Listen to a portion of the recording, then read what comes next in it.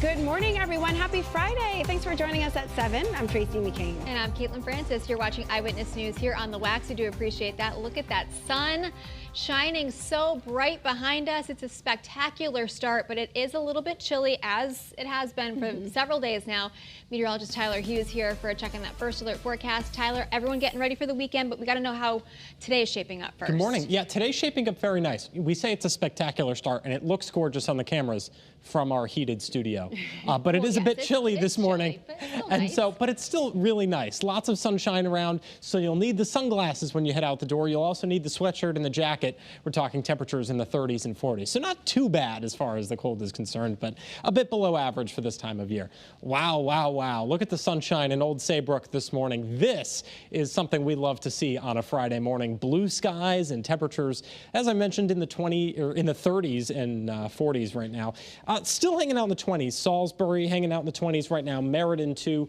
The rest of us are in the middle to upper 30s and just barely squeaking out in the 40-degree mark. New Haven last hour. Now they're back down to 39 degrees. So if you're taking the kids out to the bus stop, make sure they have the sweatshirt or the jacket with them. It'll be a sunny start. They'll be outside for recess as well with lots of sunshine around. Temperatures really only get up into the middle to upper 40s later on this afternoon. A few clouds begin to fill in, but nothing too bad. And it will be dry all day long. None of those isolated shower chances like we had yesterday. A bit of a breeze picks up at times this afternoon as well. You know, we've been dealing with this nuisance breeze the last couple of days.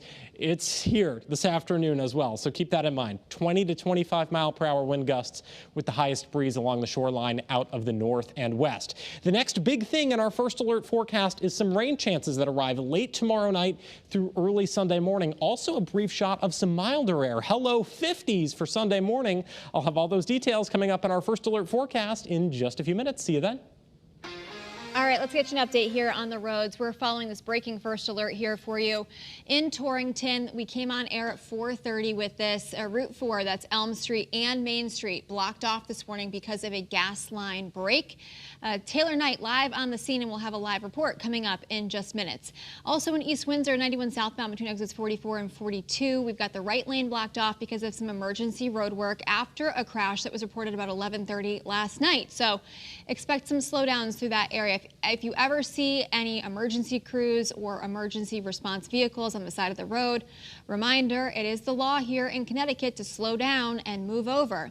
Live look in Hartford on 91, Waterbury on 84, Newington along Route 9, and in Meriden right by the 691-91 interchange. Nice and smooth sailing out there. Again, we were talking about how bright the sun is. You're going to need the sunglasses. Sun glare could be a little bit of an issue, and then normal delays that are starting to build, but not doing too bad across the state. That's a check at your Connecticut Chevy First Alert traffic report, driven by your Connecticut Chevy dealers. All right now, Scott Haney is counting down the hours until he can finally jump out of the box.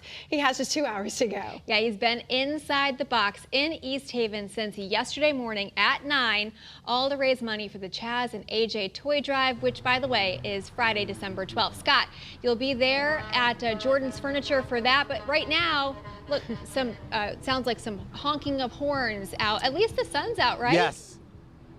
The sun is out. It's a beautiful day. It's just a little chilly. I'm joined by Kevin Luchin. He works for Brown Roofing Company. Kevin, you've been my right-hand man since I got here. Well, it's been a pleasure. Yeah. Now let's talk about the box. Well, we built the box for the first time last year. We made a few enhancements this year, and if you guys go beyond your goal, hit $50,000 by 9 o'clock this morning, we will make the box bigger. You will make the box bigger. Absolutely. Okay. Can we get heat?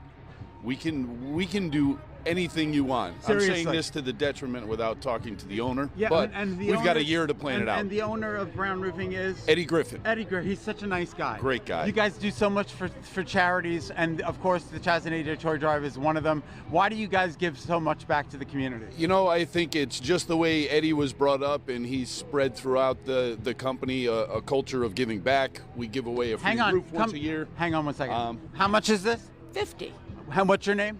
Carolyn. Carolyn, thank you so much. We love you, Carolyn. Sorry, go ahead. So anyway, it's just a culture of giving back that he's spread throughout the entire company. Veterans, first responders, children, it's all in the company's in namesake. Yeah, absolutely. We also do some work with the Yale New Haven Hospital, Children's Auxiliary, Wishes on Wheels, the Salvation Army, Seymour Pink. So we're heavily involved in the community. We love Kevin. We love the Chaz and AJ Toy Drive. If we get 40,000, I go in the box. If we get 50,000, Chaz and AJ and I go in the box. Donate now, WPLR.com. Your reporter live in East Haven, Scott Haney, Channel 3, Eyewitness News. Back to you in the studio. Chaz is going wild behind you, Scott. Turn around.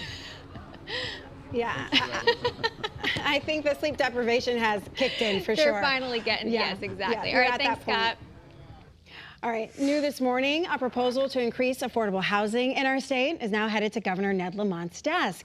The state Senate passed it while you were sleeping, with the final vote taking place overnight. Just after 1 a.m., the bill makes it easier for developers to turn commercial properties into residential buildings. Opponents said it took too much control away from local communities, which was a key concern of a similar proposal that the governor vetoed earlier this year. Well, state lawmakers also approved a plan for Yukon Health to buy Waterbury Hospital. It's official this morning. The current owners filed for bankruptcy back in January, and supporters say this sale will improve access to patient care and protect jobs. Another bill creates a $500 million reserve fund to cover federal benefits in case funding gets cut again. It was initially designed for SNAP benefits, which were suspended during the government shutdown, but now it can be used for other programs, including Medicare and heating assistance. And an update for you this morning, the USDA says most food stamp recipients should receive those full payments from the federal government by Monday. The U.S. Agriculture Department says they started working to restore those full benefits as soon as the government reopened late Wednesday night. The White House only gave out partial benefits during the shutdown, but Connecticut and other states used their own funding to give out those full benefits for the month of November.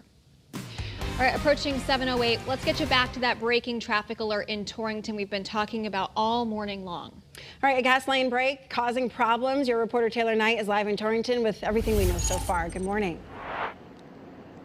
Well, this gas line break is happening on Main Street here in Torrington. You could see the work going on behind me here. Workers are down in a trench. Eversource is here with multiple trucks. They've had jackhammers going this morning. Heavy equipment here working on this gas line. Main Street is closed right now between Prospect Place and Elm Street, which is also known as Route 4 in this area. There is a detour in place taking drivers up to Prospect Street. It is not a very long detour, but there is some traffic building along Elm Street here at this traffic light that we can see at this intersection. The Torrington Police Department believes that Main Street will be closed until at least noon today. They are asking people to avoid this area, seek an alternate route if possible this morning. Your reporter live in Torrington, Taylor Knight, Channel 3 Eyewitness News. All right, Taylor, thank you. Today, the 3 suspects charged in a young girl's death are back in court. Jacqueline Torres Garcia's mother and her mother's ex-boyfriend are charged with murder. Her aunt is facing child cruelty charges. Prosecutors have released some details saying she was abused and starved to death in Farmington last year. Police say the suspects hid her body for more than a year before allegedly leaving it behind an abandoned house in New Britain. This morning, we're also getting an exclusive look at body camera footage of the Middletown superintendent's arrest. Officers pulled him over after swerving in Florida. The video shows him telling officers he was watching his GPS. He's also telling officers in this video that he didn't take medication or have drinks. Officers put him through a field sobriety test, and take a look. Can you place your right foot directly in front, touching heel to toe? 1, You can begin. 2, 3, 4, 5. All right, at this point, police take him into custody and take him back to the police station where he refused a breathalyzer. He's charged with having more than one driver's license as well.